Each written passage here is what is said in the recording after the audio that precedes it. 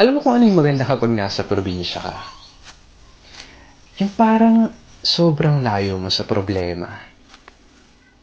Yung manghuni ng ibon, sariwang hangin, na kahit sobrang bigat ng pakiramdam mo, kapag naranasan mo tong mga to, biglang mawawala na lang.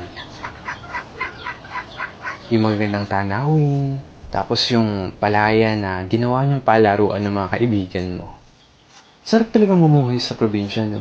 Yung para talagang napakalayo mo sa problema. Yung parang napakalayo mo sa malapit na sistema ng mundo. Na kapag nasa probinsya ka, mararamdaman mo talaga yung halaga ng sarili mo kesa sa iba. At mapapasabi ka na lang na there's no place like home or like probinsya. At ikaw na nanonood nito ngayon, masaya ako at naparamdam ko sa'yo ang pamumuhay sa isang probinsya.